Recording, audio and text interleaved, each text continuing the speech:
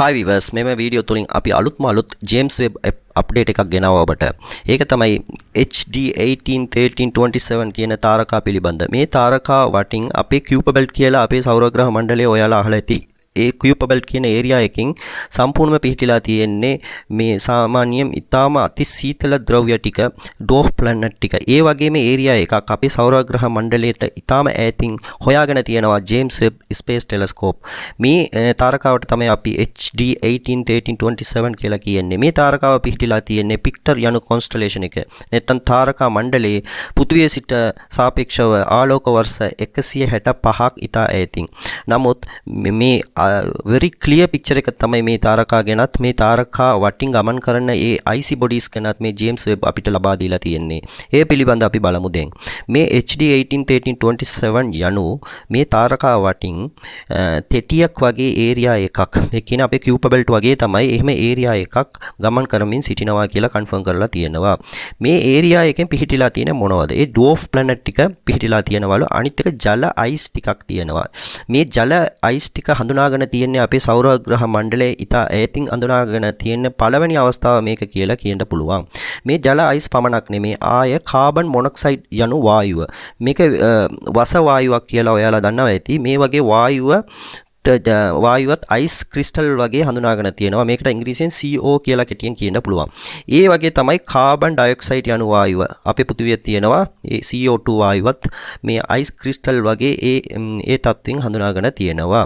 මේ වගේම ice crystals අඩංගු ප්‍රදේශයක් මේ ස්ටාර් වටින් මේ තාරකා වටින් ගමන් කරනවා කියන එක JWST යනු James Webb Telescope තහවුරු කරලා තියෙනවා.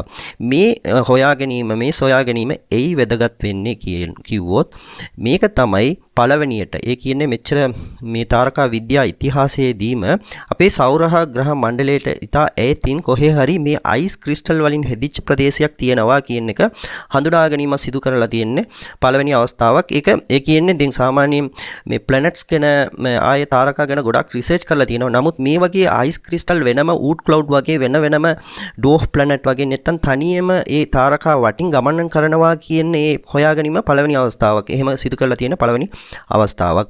මේකට James Webb එකෙන් මිරිකැම් ඒ කියන්නේ මධ්‍ය ඉන්ෆ්‍රාරෙඩ් උපකරණය තමයි යූස් කරලා තියෙන්නේ. මේ මිරිකැම් එක ඊටාම මේ ශක්තිමත් එකක් කියලා ඔයාලා අහලා ඇති. ඒ හින්දා මේ ඊටාම satisfactory details ටික ගොඩාක් satisfactory details ටික දීලා තියෙනවා අපිට. මේක ඊටාම වැදගත් වෙන්නේ ඇයි කියලා දැන් බලමු. පළවෙනි කාරණාවක් තමයි දැන් මේ තාරකාව ඒ කියන්නේ මේ දැන් අපි කතා කරන මේ HD 181327 යනු ඒ තාරකාව අපේ පෘථිවිය සිට ඉතා ඈතින් පිහිටලා තිබුණොත් මේ තාරකාව අපේ සූර්යයා වගේම තාරකාවක් ලෝ. ඒ සයිසුයි වයසුයි එකයි කියලා කියනවා. ඒ හින්දා මේ තාරකාව වැදගත් වෙනවා. අනිත් එක මේ සූර්යයා වගේම ඒ තාරකාවෙන් තමයි සූර්යයා වගේම දේවල්. ඒ සූර්යයාගේ තමයි සූර්යයා වටින් තමයි මේ Oort cloud යන ඒරියා එක ආය මේ Kuiper belt යන ඒරියා එක මේ ඒරියා දෙකම ඉතාම සීතල ඒරියා IC ඒරියා කියලා කියනවා. ඒරියා එක ගමන් කරමින් සිටින්නේ. ඒ හින්දා සූර්යයා වගේම මේ තාරකා වටින් මේ දේවලුත් මේ කොහේ හරි exoplanet ඒ කියන්නේ ඊටාම ඈතිනුත් වෙනවා කියන එක පළවෙනි හොයා ගැනීම සිදු වෙලා තියෙනවා.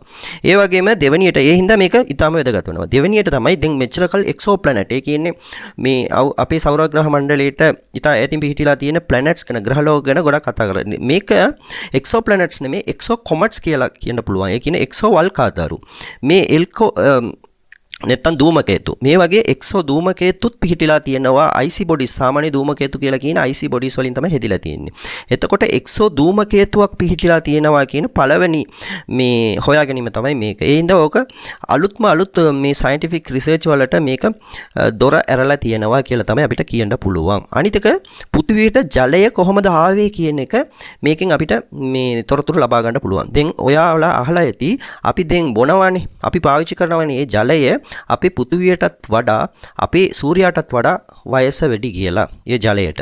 ඒ ජලය ඇත්තටම ආවේ මේ ධූමකේතු වලින් නැත්නම් මේ ඇස්ට්‍රොයිඩ් වලින් තමයි කියලා රිසර්චර්ස්ලා කියනවා. ඒක කොහොමද සිදු වුනේ කියන ඊටාම වැදගත් තොරතුරු ටික මේ ස්ටඩි වලින් ලබා ගන්න පුළුවන් කියලාත් විශ්වාස කරනවා. ඒ හින්දා මේ වීඩියෝ තුලින් අපි ඔබට මේ JWST යනු James Webb එකෙන් සිදු කරන ලද ඊටාම වැදගත් හොයා ගැනීම ඒ කියන්නේ IC crystal bodies ටික හොයාගෙන තියෙනවා මේ HD 1327 යනු අපේ පෘථිවියේ සිට සාපේක්ෂව ආලෝක වර්ෂ 165ක් ඈතින් පිහිටලා තියෙන තාරකා වටින් ගමන් කරන මේ icy crystal bodies ටික හොයාගෙන තියෙනවා කියන්නේ ඒ අලුත්ම අලුත් තොරතුරු ඔබට ගෙනාවා. මේ වගේම තාරකා විද්‍යාව, සාමාන්‍ය සයන්ස් හා සයිකොලොජි පිළිබඳ ඊටම වැදගත් වීඩියෝ සඳහා අපිත් එක්ක රැඳී සිටින්න.